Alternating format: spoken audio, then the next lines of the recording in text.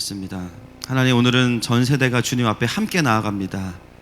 각자의 예배 가운데도 귀하게 은혜 주셨지만 또 모여서 드리는 예배 가운데 기름 부어주시고 또 아빠와 엄마의 그 신앙과 성령의 기름 부으심이 우리 아이들에게 흘러가는 시간으로 사용하여 주시옵소서. 주님께 맡겨드리며 예수님의 이름으로 기도드립니다. 오늘은 우리가 통합 예배로 드리면서 창세기 강해를 한 주 쉬고, 아직도 1절이 끝나지 않았지만 그럼에도 불구하고 한 주 쉬고 다른 말씀을 좀 보려고 합니다. 말씀 이제 같이 나누도록 하겠습니다. 여러분, 제가 종종 이제 그 개주 이야기를 하는데요. 뭐 달리기나 이런 스케이팅 같은 종목에서 가장 스릴 있는 그 종목이 뭐냐면 개주예요. 그렇죠? 3,000m. 그래서 막 몇십 바퀴 돌고 마지막에 막 역전하고, 그렇죠? 저희 그 한국도 보면은 그 쇼트트랙은 거의 역전을 잘 하더라고요. 그렇죠? 처음부터 1등 안 하고. 모든 구간마다 참 중요하지만 그 중에서도 그 마지막 선수가 누리는 영광이 있죠. 뭘까요? 발을 딱 내디면서 결승전을 딱 피니시 라인 통과할 때 그 우승의 영광이 있어요. 여러분, 성경에 참 예수님에 대한 수많은 예언과 또 예수님이 오시기까지 많은 사람들이 바톤을 이어가는데요. 그 라스트 러너, 마지막 주자로 쓰임받았던 사람이 누구냐면 오늘 본문에 나와 있는 세례 요한입니다. 성경에서 예수님의 오심을 직접적으로 준비하고 심지어 예수님과 같은 시대를 살면서 바톤 터치를 한 사람이 세례 요한이에요. 주의 길을 예비한 자들 중에 마지막 주자. 왜 오늘 세례 요한에 대해서 나누려고 하는가? 언제 오실지 모르지만 사실은 굉장히 예수님의 초림과 재림은 유사한 부분이 많습니다. 예수님의 초림을 마지막에 예비했던 세례 요한, 또 예수님은 이제 곧 오시기 때문에 마지막 시대를 살아가는 마지막 주자로서 물론 세례 요한과 똑같은 방식은 아니겠죠. 그런데 분명히 마지막 부흥의 때, 추수의 때에 쓰임받는 하나님의 세대가 있어요. 그 세대는 세례 요한의 세대와 유사할 것입니다. 그래서 우리가 여러분 마지막 때를 준비해야 되는 것은 두려움이 아니라 많은 분들이 대환란에 대한 고민을 엄청 많이 해요. 신학적으로도 환란이 오기 전에 휴거가 되냐, 환란이 버티고 나서 휴거가 되냐 가지고 엄청 많이 싸웁니다. 이제 우리는 마음은 어때요? 이왕이면? 그렇죠. 이왕이면은 오기 전에. 그러니까 신학적으로 옳으냐 그러냐를 떠나서 일단 마음은 그쪽이야. 그렇죠. 아멘이신가요? 근데 뭐 안 오시면 버티는 수밖에 없잖아요, 사실은. 그걸 가지고 우리가 고민하는 것보다는 계시록 14장에도 나와 있지만 마지막 때에 그 대추수와 부흥이 있어요. 여러분, 그리스도인의 부르심은 되게 영광스러운 겁니다. 두려움이 아니에요. 맞습니까?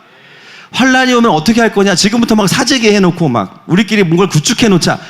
아이고, 여러분 그러지 마세요. 어차피 주님이 보호하실 거면 다 보호하세요. 아멘이십니까? 어차피 보호하세요. 그죠?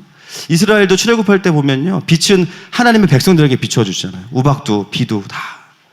그러니까 우리는 그거에 대한 두려움보다는 이 마지막 때에 하나님이 일하시는 부분들을 보면서 함께 그 부분에 가서 그들 누리는 것이 필요합니다.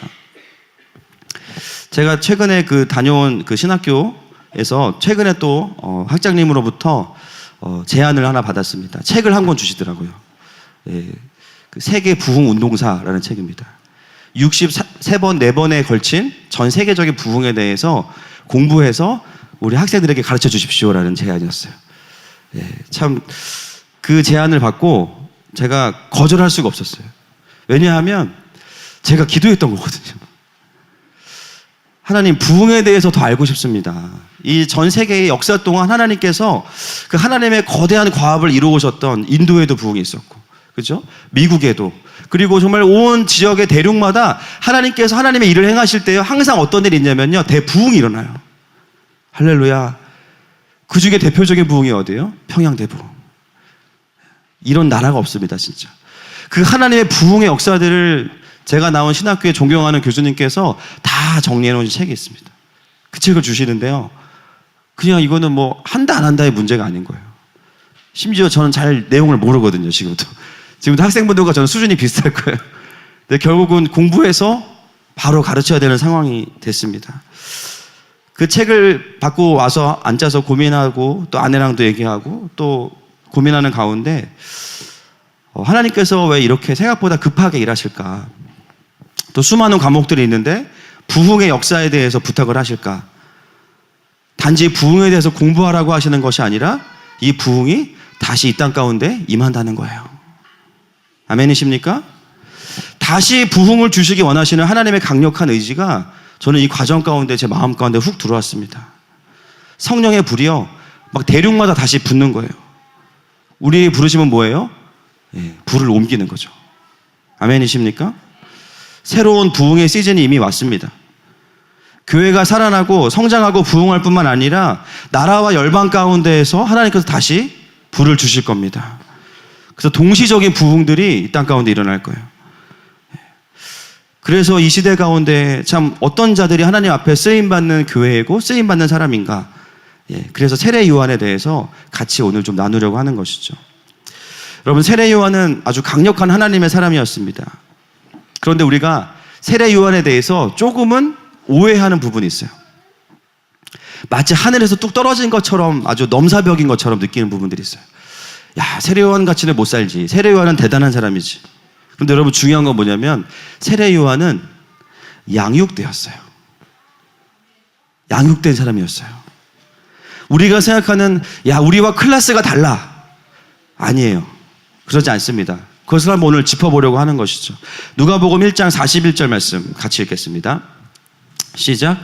엘리사벳이 마리아가 문안함을 들으매 아이가 복중에서 뛰노는지라 엘리사벳이 성령의 충만함을 받아.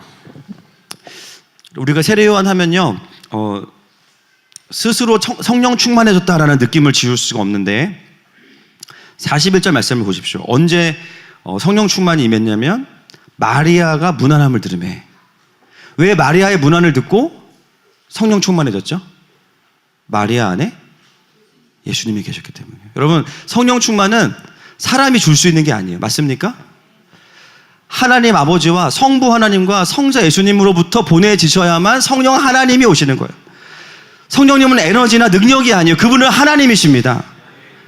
인격적인 동의 속에서 하나님이신 성령님께서 친히 오시는 거예요. 마리아의 문안 속에는요, 그 안에 예수님께서 계신다는 거예요. 요한복음 15장 26절 말씀 보겠습니다. 시작. 내가 아버지께로부터 너희에게 보낼 보혜사 곧 아버지께로부터 나오시는 진리의 성령이 오실 때에 그가 나를 증언하실 것이요. 아멘. 그렇죠? 아버지께로부터 너희에게 보낼 보혜사. 그리고 사도행전 2장 17절 말씀입니다. 시작. 하나님이 말씀하시기를 말세에 내가 내 영을 모든 육체에 부어주리니 너희의 자녀들은 예언할 것이요 너희의 젊은이들은 환상을 보고 너희의 늙은이들은 꿈을 꾸리라. 아멘. 여러분, 말세의 시작이 언제예요? 성령님이 오시면서부터. 여러분, 말세는 언제 시작됐어요? 사도행전 2장에서. 이미 그때 시작됐어요. 지금은 말세 중에서도 말세입니다. 말세 정도 되겠죠. 엄청 말세, 그죠? 얼마나 남지 않았습니까? 여러분, 말세의 특징은 뭐냐면 모든 성도들에게 예수님을 주로 고백하고 하나님을 아버지라고 부르는 자들은 다 성령을 받은 자들인 줄로 믿습니다. 이미 그 이후에 태어난 성령 강림 사건 이후에 태어난 믿음의 세대들은 예수님을 고백하는 순간부터 기본적으로 성령 하나님의 임재하심과 기름 부으심이요 기본 탑재되어 있는 거예요. 물론 그 당시에는 세례 요한이 굉장히 특별했죠. 구약과 신약이 연결되어 있으니까. 그런데 사실 그것이 우리에게는 이제 기본인 거예요. 여러분, 핸드폰이 90년대 후반에 나왔습니다. 그렇죠?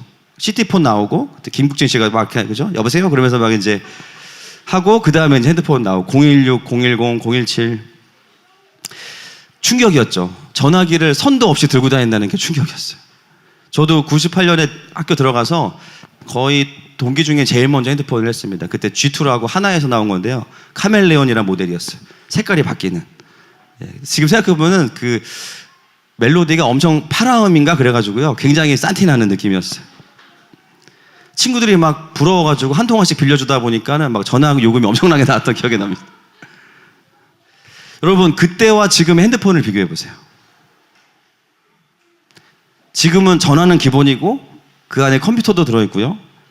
음악 감상, 영화, 공부, 은행 업무, 주식, 부동산, 공부 다 핸드폰으로 해요. 심지어 5G가 되면서 가상현실 홀로그램도 됩니다. 그죠? 그때는 전화를 갖고 있는 것만으로도 엄청 신선했는데 지금은 당연한 거예요. 여러분, 지금 전화기 바꾼 다음에 와가지고 야, 이거 전화가 된다? 이런 분들 계시면 안수기도 해드려야 돼요. 그죠? 여러분, 지금은 사실 우리 세례요한 형님한테는 좀 서운한 말일 수 있지만 훨씬 더 영적으로 훨씬 진보된 시대를 우리는 살아가고 있습니다. 이미 우리 아이들의 수준이 세례요한과 같아요. 자, 4살, 손 들어, 4살. 4살. 살아있습니까? 지금 4살? 어디 있어? 5살.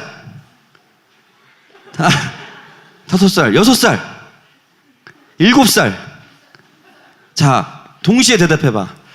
얘들아, 성령님이 어디 계시니? 이거 봐요. 이거. 김유한도, 그죠? 떠들다가 마음 안에 계신다고 지금. 자, 주니어. 할렐루야. 자, 성령님이 어디 계셔? 마음 안에 계시지. 이거 봐요. 하늘에도 계시고 마음에도 계시고. 자, 우리 유스들 준비됐니? 긴장된다. 얘들아, 오늘 화장 진짜 잘 나왔어. 자, 살도 많이 빠지고. 자, 성령님이 어디 계시니? 이거 봐요. 자, 여러분, 성령님이 어디 계세요? 우리 안에 계시잖아요. 여러분, 이미 우리가 사실 세례요한과 동일한 선상에 있고요. 사실은 더 진보된 시대에 살고 있어요. 이 아이들이요, 잘 모르는 것 같아도 이미 광야에 외치는 소리예요.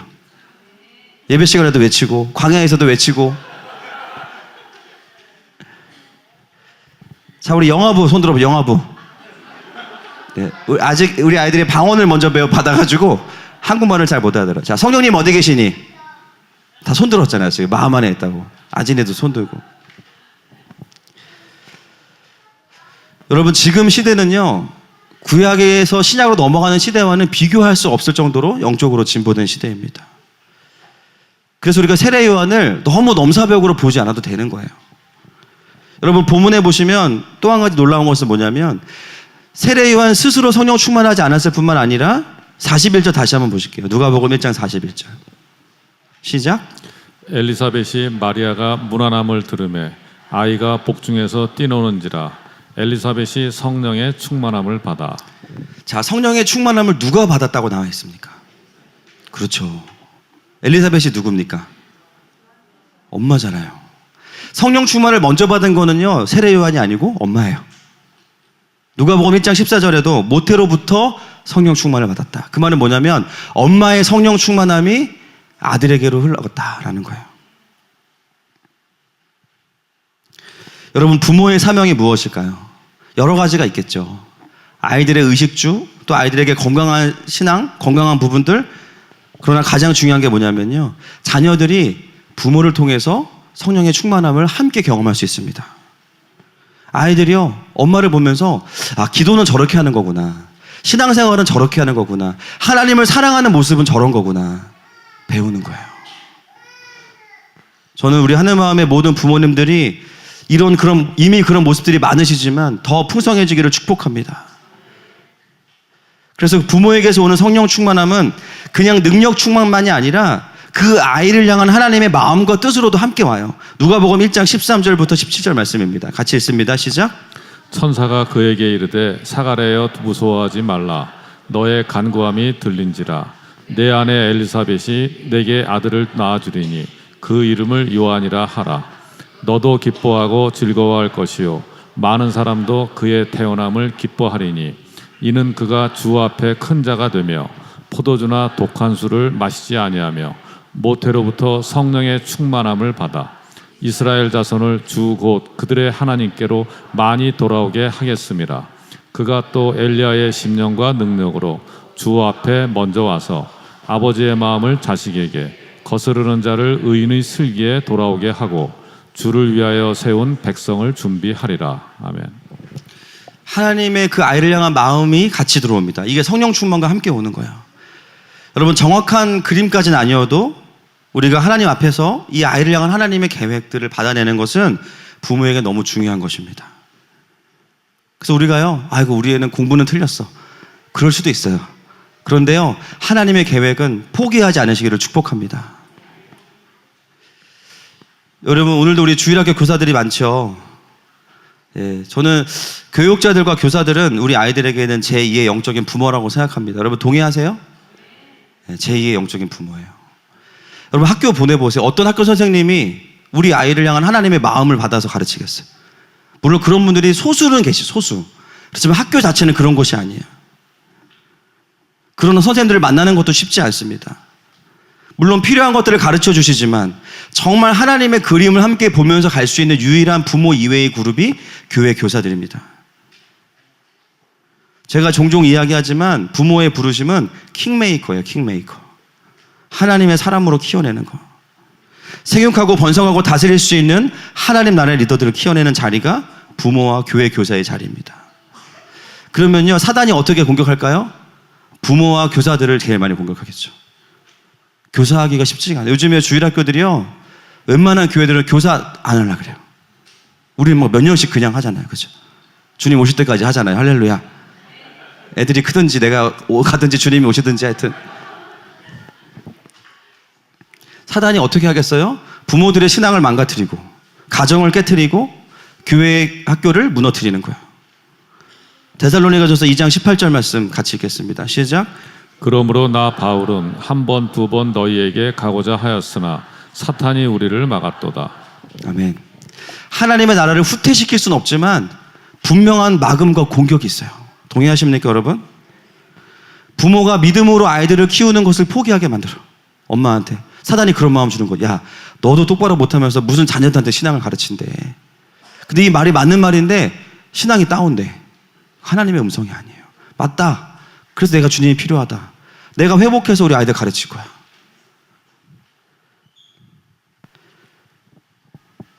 그리고 교육부서에 여러 가지 어려운 상황들을 일으키죠. 여러분 작년에 우리 키즈캠프 일주일 전에 어떤 일이 있었는지 아세요? 기억나실 거예요. 갑자기 애들이 동시에 다 아파. 그렇죠? 멀쩡하던 애들이 일주일 동안 다 아파 막. 그래서 막 교사들이 엄마들인데요, 마음도 어려워지고. 물론 바이러스나 전염병 때문에 그런 거겠죠. 근데 어떻게 동시에 그렇게 다 일주일 앞두고 건강하던 아이들이 아플까요? 그리고 놀라운 건 뭐예요? 캠프에 들어가니까 또 괜찮아. 희한한 거. 여러분 올해도 우리 키즈만이 아니라 우리 모든 부서가 깨어서 아이들에게 복음이 전해지는 것들을 위해 중보하십시다. 여러분 지금부터 기도로 준비하시고 무장하셔야 돼요. 아유 그냥 수련회 하나보다 캠프 하나보다 이러고 있으면 안 돼요. 지금부터 깨어서 기도하셔야 됩니다. 자, 세례요한은 어떻게 준비됐냐면요, 이런 영적인 부모와 이런 환경들이 준비가 된 다음에 양육되어지기 시작한 거예요. 그리고 그에게 일어난 변화 중에 아주 중요한 변화를 제가 두 가지를 나누겠습니다. 누가복음 7장 19절입니다. 시작. 요한이 그 제자 중 둘을 불러 주께 보내어 가로되 오실 그이가 당신이 오니이까 우리가 다른 일을 기다리오리이까 하라 하매. 자, 요한이 예수님께 무엇을 물어보냐면요, 오실 그이가 당신입니까? 당신이 구원자이십니까? 여러분 이게 참 당연한 것 같지만 당연하지 않아요. 왜냐하면 요한과 예수님은 어떤 사이예요? 사촌지간이에요. 아침이가 은율이한테 오실 그이가 당신입니까? 막 같이 놀다가 같이 놀고 같이 주니어 키즈 다 컸는데 갑자기 막 카톡으로 오실 그이가 당신이십니까? 이거 얼마나 낯설어요. 지금 세례요한이 그러고 있는 거예요. 너무나 익숙하고 잘 아는 사이인데요, 세례요한이 하나님의 사람으로 쓰임받는 과정 가운데 일어난 변화가 뭐냐? 예수님에 대한 재발견. 내가 육신으로 알던 사촌인 예수님이 아니라 구원자로 오신 예수님, 그 신선한 깨달음과 재발견이 있었던 것이죠. 이번에 우리 퀴즈 수련의 주제가 뭔지 아세요, 여러분? 자, 시작. 자, 우리 다 따라하겠습니다. 우리의 구원자.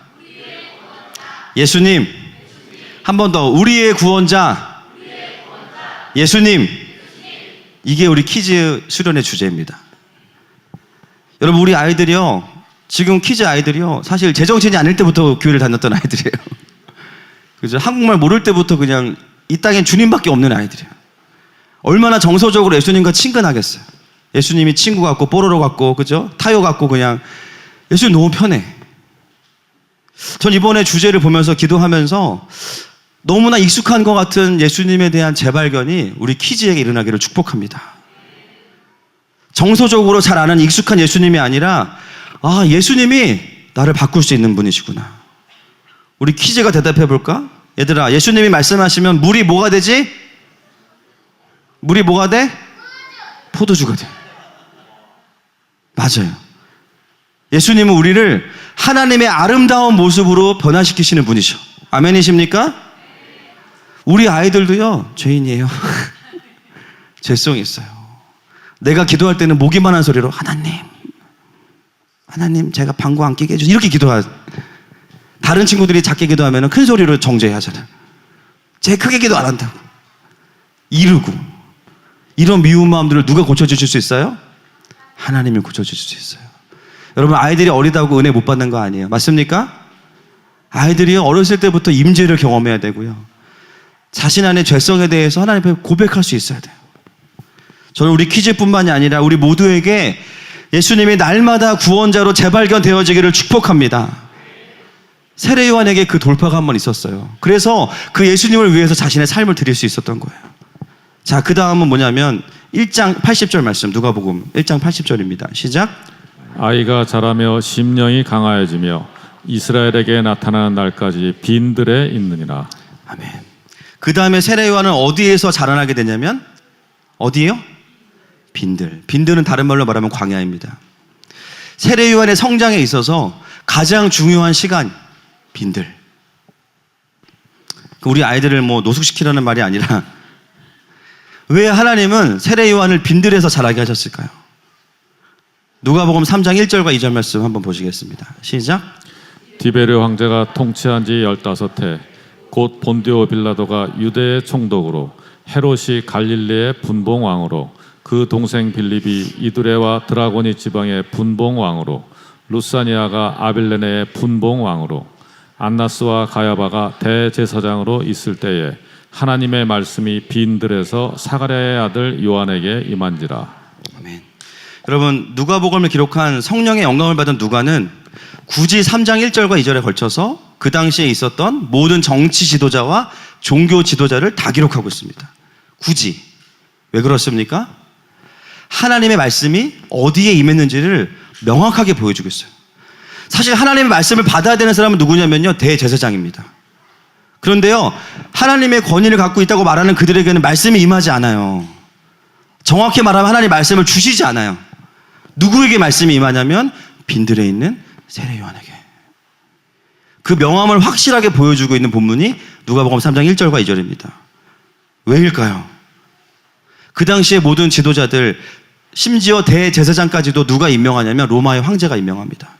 그러니까 대제사장의 가장 큰 마음의 그 비중을 차지하고 있는 사람은요, 하나님이 아니고 로마의 황제. 목회자가 하나님을 가장 사랑해야 되는데 대통령을 더 사랑해. 하나님을 가장 사랑해야 되는데요, 사람의 눈치를 더 많이 봐. 이미 그 마음에 하나님이 아닌 로마가 채워져 있는 거예요. 여러분, 하나님은 세상으로 가득 찬 사람에게는 하나님의 말씀을 맡기시지 않아요. 누구에게 하나님의 말씀이 임합니까? 빈들에서 자란 세례 요한에게. 많은 분들이요, 자녀들을 어떻게 키우기 원하면요, 빈들의 세례 요한이 아니라 1절에 있는 지도자들처럼 키우고 싶어요. 사역을 해도 우리 아들은 큰 교회 목회했으면 좋겠다. 그죠? 사역을 해도 우리 아들은 무슨 뭐 항상 부흥의 자리에 있으면 좋겠다. 막 개척교회 하면서 힘들어하는 거는 못 보는 거야. 될 수만 있다면, 할 수만 있다면 그렇게 키우고 싶어 하죠. 그런데 여러분, 그런 구조로 아이를 키우잖아요. 죄송하지만 하나님의 말씀이 임하는 구조와는 다릅니다. 하나님이 로마로 가득 채워진 사람에게는 하나님의 말씀과 사명을 주시지 않아요. 왜냐하면 저도 몰라요. 어차피 관심이 어디에 있어요? 높이 올라가고 부자 되고 유명해지고 인정받고 여기에 온통 마음이 있는데 어떻게 하나님의 말씀이 임하겠어요? 하나님도 누구에게 말씀을 주어야 할지를 알고 계십니다. 그래서 빈들은 단지 광야가 아니고요, 로마의 부재를 의미하는 거예요. 로마의 부재. 로마의 영향력이 닿지 않는 곳, 로마의 영향력이 없는 바로 그 빈들, 광야. 여러분, 우리도 그렇고요, 우리 아이들이 정말 하나님 나라의 리더로 자라려면 어떤 방식으로든 세상이 추구하는 구조가 아이들 안에 그냥 막 채워지는 것을 반드시 막아야 됩니다. 그게 빈들이에요. 적어도 아이들이 자라나는 동안은 빈들을 만들어줄 수 있어야 돼요. 아이들의 배를 채워주는 것보다 더 중요한 거 세상으로부터의 결핍을 가르쳐야 됩니다. 무조건. 그 빈들의 핵심은 로마로 채우지 않는 거예요. 세상의 가치관으로 채우지 않는 거예요. 세상의 어떠함이 우리의 마음을 채우지 못하게 하는 거예요. 때로 우리가 부모이기 때문에 그런 생각할 수 있죠. 아이들이 그래도 온실 속의 화초로 자라는 게 아니겠냐. 언젠간 세상을 보면 그 세상의 어두움 때문에 충격받을 텐데 어렸을 때부터 미리 좀 면역력을 키워야 되지 않겠냐. 한편으로 일리가 있고요. 동의가 돼요. 저도 그런 고민을 합니다. 그런데 여러분 생각해 보세요. 아이들이 일찍부터 세상을 경험하고 알게 되면 정말 하나님 나라의 리더로 자랄 수 있을까요? 하나님 나라가 뭔지 알기도 전에 세상은 이런 곳이야. 세상은 그래도 좋은 학교 나와야 돼. 세상은 그래도 돈이 있어야 돼.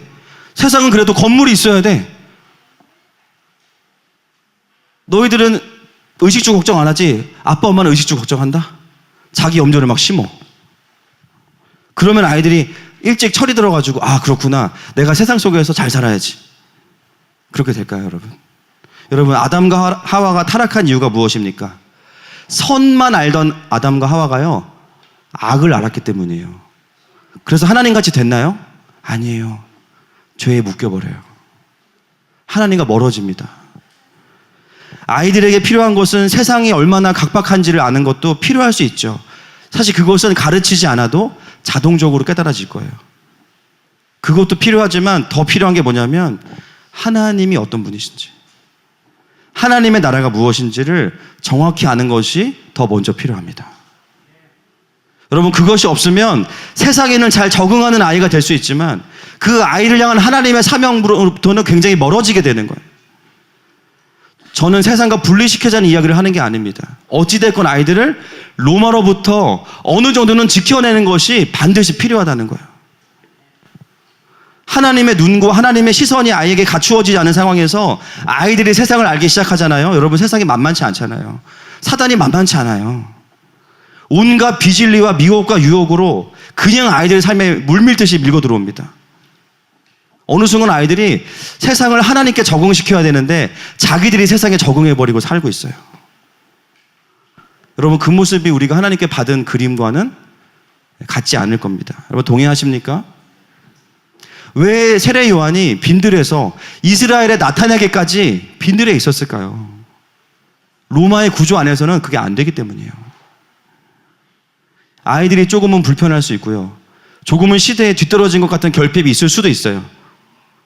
그 대가 지불을 해서라도 이스라엘에 나타나기까지는 빈들을 지켜줘야 됩니다. 교회와 가정이 연합해야 돼요. 여러분, 해외 나가보세요. 우리는 이게 전부라고 생각하죠. 한국같이 이렇게 아이들을 트렌드에 맞춰서 키우는 나라가 별로 없습니다. 코딩 한다고 막 애들 막 또 잡아족치고, 그죠?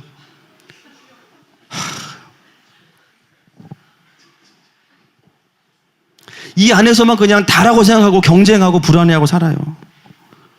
여러분, 이런 의미에서 정말 이 시대 가운데 아이들에게는 빈들이 필요해요. 여러분, 건강한 어른은 어떤 어른일까요? 아이들에게 빈들을 만들어주는 어른이에요. 아멘이십니까?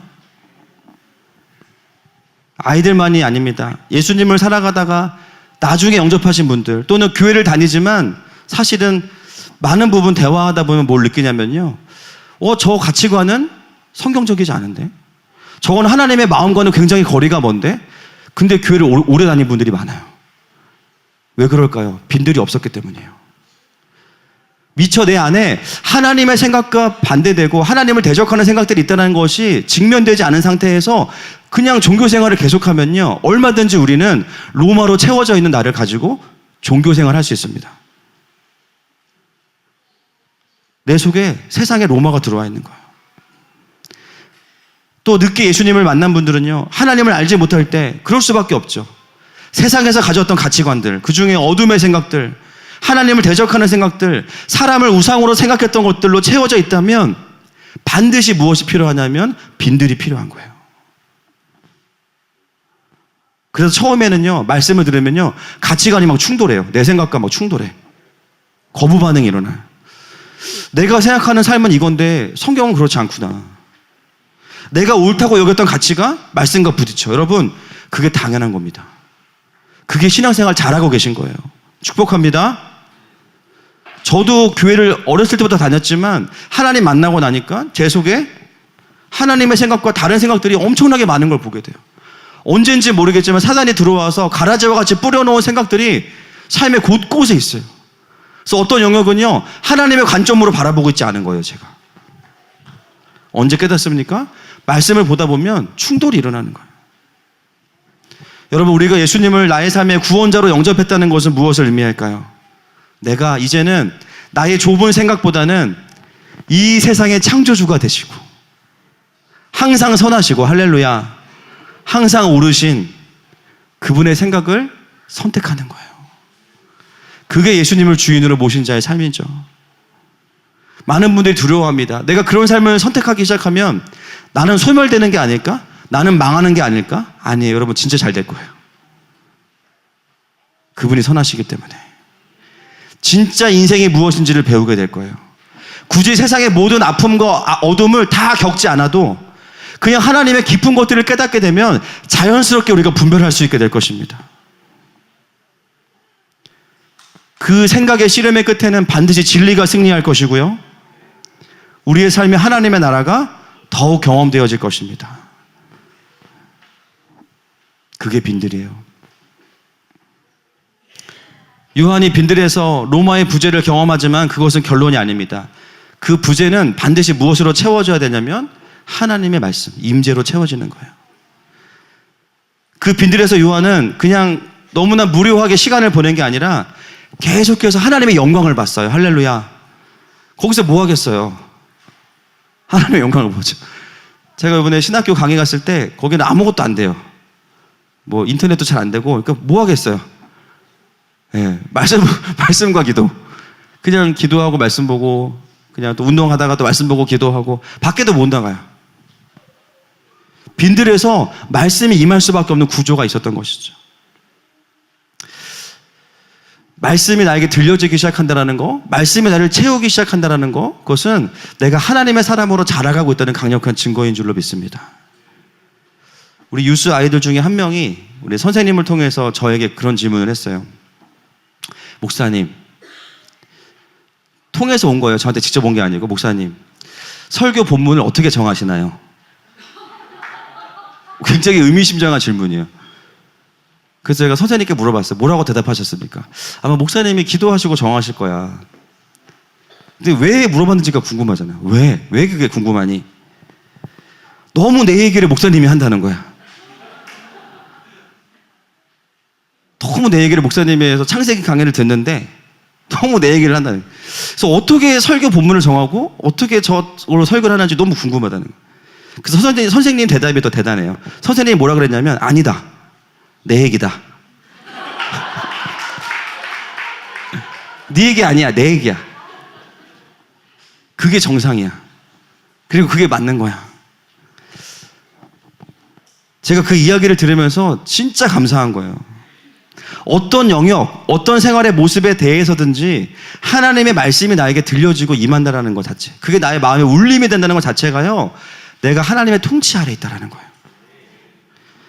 여러분, 유스 아이들이 때로는 뭐 까칠할 수 있고 때로는 좀 헷갈려 보일 수도 있죠. 신앙이 있나 없나. 그런데 여러분, 저 아이들이 하나님의 말씀을 받아내고 있어요. 여러분, 그러면 된 거예요. 맞습니까? 그러면 된 거예요. 애들이 어른스럽지 못한 건 당연한 거죠. 여러분들도 안 그러셨으면서 왜 그럼 요구하세요? 지금 우리도 사춘기가 아직 안 끝났잖아. 그래서 막 신앙도 맨날 왔다 갔다 하면서 막, 그죠? 아이들이 저런 고백할 정도면 진짜 훌륭한 겁니다. 예, 그 이상 바라지 마시고. 여러분, 이스라엘은 그 빈들에서 무엇을 경험했습니까? 성막 가운데 임재하신 하나님을 경험했어요. 성막에서 직접 이스라엘과 스킨십 하시면서 그들을 다스리시고, 밤에는 불기둥으로, 낮에는 구름기둥으로 그늘을 만들어주시는 그 섬세한 하나님을 경험했어요. 비록 애굽에서의 문화는 못 누리지만 그들은 하나님의 임재를 경험합니다. 빈들, 광야는 그래서 좋은 거예요. 맞습니까, 여러분? 하나님의 말씀이 지성소에서 이스라엘 백성에게 선포되어졌어요. 하나님의 직접적인 통치를 경험한 겁니다. 여러분, 이번에 우리 주니어 아이들 수련의 주제가 뭔지 아십니까? 주니어만 시작. 그쵸. 따라합시다. 예수님과 성막. 예수님과 성막이에요. 성막에 대해서 아이들이 조목조목 배우게 될 겁니다. 아이들이 성막에 대해서 이해를 할 뿐만 아니라 그 성막을 주시고 함께하기 원하셨던 하나님의 마음이 아이들에게 부어질 겁니다. 그리고 그 성막의 완성이신 예수님에 대해서 아이들이 알게 될 것입니다. 그게 빈들에서 임한 은혜였어요. 빈들에서 하나님의 말씀이 임할 때 아이들에게 무엇이 바뀌기 시작했냐면, 특히 세례 요한에게는요, 마태복음 3장 1절부터 3절 말씀 보겠습니다. 시작. 그때에 세례 요한이 이르러 유대 광야에서 전파하여 말하되 회개하라 천국이 가까이 왔느니라 하였으니 그는 선지자 이사야를 통하여 말씀하신 자라. 일러스되 광야에 외치는 자의 소리가 있어 이르되 너희는 주의 길을 준비하라 그가 오실 길을 곧게 하라 하였느니라. 아멘. 여러분, 세례 요한에게 임한 메시지 자체가 그의 사명입니다. 많은 분들이 사명이라 그러니까요, 직업, 어떤 위치, 자리를 생각하는데요, 늘 말씀드리지만 우리의 사명은요 그렇게 오지 않아요. 너는 선생님이다, 너는 의사다, 그렇게 오지 않아요. 너는 고치는 자야, 너는 가르치는 자야, 너는 살리는 자야, 너는 기술을 가지고 섬기는 자야. 그 다음에 위치가 오는 거예요. 세례 요한에게 하나님의 마음이 왔잖아요. 그래서 그는 선지자로 사는 거예요.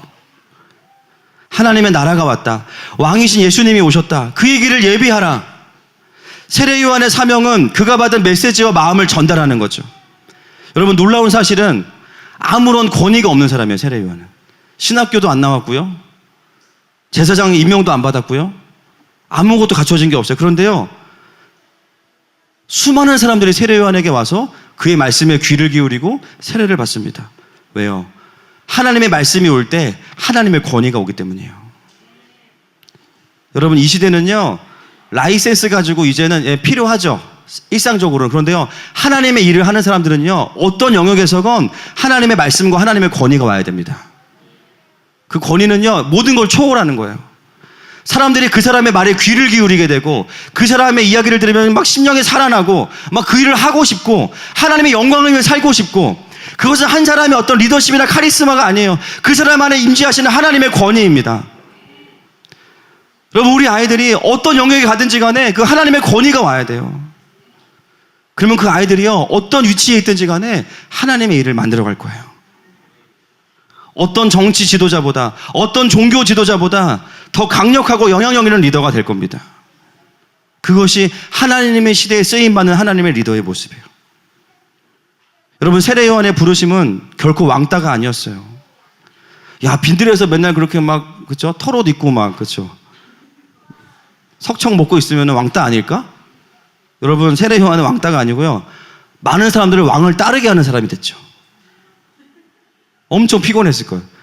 하루 종일 사람들이 머리를 디미니까 세례 받겠다고. 왕따가 아니고요, 아주 혼자 있고 싶다. 힘들었을 거예요. 여러분, 하나님 나라의 사명은요, 위치나 직업이나 성공과 성취로 오는 것이 아니라 하나님의 마음과 메시지로 옵니다. 우리가 이것이 없으니까 자꾸 이걸로 이걸 대신하려고 그래요. 좋은 학교 가서 일단 합격해, 일단 그 자리에 올라가서 뭐 할 건데? 메시지가 없어. 우리가 메신저인데요. 메시지가 없으면요, 메신저로서의 자격이 없는 거예요. 그런데요, 권위가 없어도 하나님의 메시지가 오면 권위가 옵니다. 그게 하나님께서 일하시는 방식이에요. 지난주 금요 집회 전에 어떤 분을 통해서 연락이 왔습니다. 지금 전라도에서 한 형제가 올라오고 있대요, 기차 타고. 그래서 끝나고 기도 받을 수 있냐고. 제가 요즘에 외부 교회들을 거의 기도 안 해드리는데 전라도에서 오니까는 안 해드릴 수가 없는 거예요. 그 타기 전에 연락을 하시지, 그걸 타고 이미 와가지고. 그 너무 궁금한 거. 요즘에 이제 저희가 또 A급 성도가 많다 보니까 저희가 그래서 왜 올까? 막 그런 고민했는데, 이제 와서 들어보니까 이 형제가 그 전라도에 있는 한 대학에 로스쿨 3학년에 재학 중인 형제입니다. 원래는 직장을 다니다가 어느 순간 하나님이 어떤 마음을 원래 법을 전공한 친구인데요, 다시 그 이 나라가 법치국가 아닙니까? 그 법에 대한 부르심을 받은 거예요. 다시 그 영역에 있는 자들을 섬기고 싶다. 그러려면 나도 그 필드에 들어가야 된다. 다시 잘 다니던 직장을 그만두고 로스쿨에 입학을 한 거예요. 지금은 어떤 공부를 하고 있냐면 그 검사들만 이제 되는 과정이 있는데요. 그 검사가 되는 과정이 9단계까지인가 있대요. 그래서 그 반에 들어가서 900명으로 시작했는데 지금 250명 남았대요. 8개월 동안 다 이제 탈락하고 250명에서 60명만 이제 검사가 되는데, 이 형제가 들어간 이유는 뭐 시험 준비도 하지만 완전히 선교사예요. 이 형제가 자기가 그곳에 예배를 세우고 싶다는 마음이 있었던 거예요. 미래의 검사가 되고 변호사가 될 사람들이 정말 하나님의 그 정의와 공의가 무엇인지, 사람의 정의와 공의가 아니라 하나님으로부터 오는 게 무엇인지를 함께 꿈꿀 수 있는 사람들과 좀 연합하고 싶고 예배하고 싶다. 그래서 혼자 울면서 기도한대요.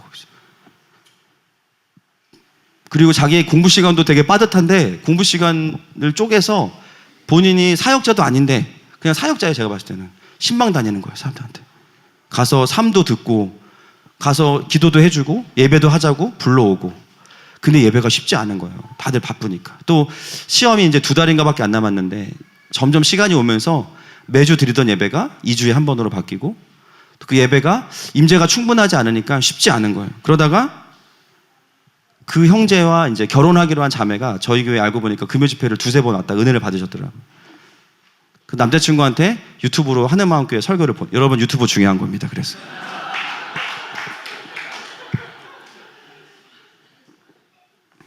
구독을 눌러주십시오. 유튜브로 설교를 듣다가 도지선교 얘기, 하나님 나라 이야기 은혜를 받은 거예요. 그래서 금요 집회 오겠다고 전라도에서 온 거예요. 기도해달라고 울면서 저한테 같이 그날 예배드리고 기도해드렸어요. 그리고 본인이 검사가 되든 변호사가 되든 물론 그것도 필요하지만 지금 나의 부르심은 그들을 섬기는 것이라는 거예요. 그들 안에 하나님의 사람이 일어날 수 있도록 거기서 울면서 예배하고 그들을 돕고 섬기는 거. 그리고 이제 마지막에 한마디 했어요. 9월 예배에 와달라는 거예요. 전라도인데, 그죠? 근데 그날 제가 설교를 뭘 했냐면 다윗이 전쟁터에 나가지 않아서 범죄했다는 얘기를 한 거잖아요. 뭐 거절을 할 수가 없는 거예요. 그 자리에 안 가면 안 되겠구나. 전쟁하는 자리에 안 가면 안 된. 함께 그 무너진 신의 예배를 위해서 중보하고 제가 한 번은 가서 같이 말씀을 전하고 예배 검사님들과 예배를 드리고 와야 됩니다. 여러분, 하나님의 사명은요 어떤 자리나 성취로 오는 것이 아니라 하나님의 마음과 뜻으로 옵니다. 아멘이시죠? 주부로서 살아가는 인생, 그냥 밥을 잘하고 이것이 아니라, 물론 너무 중요합니다. 그것만이 아니라 내가 아내로서, 엄마로서 어떤 하나님의 메시지가 내 안에 머물러야 하는가. 내가 아빠로서 살아가는 삶, 직장에서 내가 과장으로, 차장으로, 부장으로 어떤 하나님의 마음으로 머물러야 하는가. 내가 교회에서 리더로서, 교사로서 어떤 하나님의 마음으로 내가 그들에게 있어 주어야 하는가. 그게 오면 행동은 자유롭게 표현되어지는 것이죠. 그때 우리가 하나님의 군대로 일어나는 것입니다. 이번에 유스 아이들 캠프 주제가 뭐냐면요, 따라하겠습니다. 복음으로 일어나는 하나님의 군대, 이거예요. 제가 설교를 한 번만 하기로 했다가 하나님한테 혼나고 2번으로 늘렸어요. 왜 박수 치시죠? 그런데 기도하다가 주신 그림이 하나 있어요. 이거는 개인적인 그냥 주관적인 경험이니까요, 흘리셔도 됩니다. 진정한 달란트 시장이라는 마음을 주셨어요. 진정한 달란트 시장. 아이들이 와서 학용품만 사는 게 아니라 하나님 나라의 꿈을 사갈 거예요. 풍선이 막 이렇게 떠 있는데요, 거기에는요 잃어버린 하나님의 영역들이 있어요. 정치, 경제, 교육, 의료, 엔지니어, 기술, 교회, 여러 영역들이 있어요. 아이들이요 하나님 나라가 열리면서 그 풍선들을 와서 가져가는 거예요. 믿음으로. 마음에 터치가 있고 감동을 주시는 부분들을 하나님, 내가 이 영역 가운데 쓰임받기 원합니다. 이 영역 가운데 하나님의 나라가 확장되기 원합니다. 하나님의 마음이 아이들의 삶을 사명의 자리로 계속해서 인도해 갈 것입니다. 그리고 나면 우리 북한 청소년들과 또 함께 예배하겠죠. 지금 성도분들 중에도 와서 뭐라도 하겠다 이런 분들이 엄청 많으세요. 지금 새터민 청소년보다 스텝이 훨씬 더 많아요. 지금 제가 보니까 너무 감사한 거죠.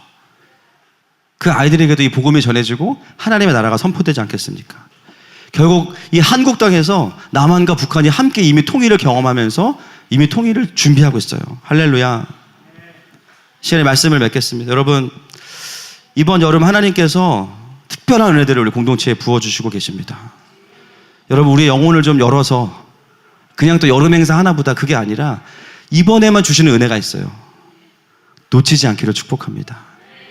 우리 모든 교육부서에 하나님께서 우리가 선포한 그 사명대로 이루실 거예요.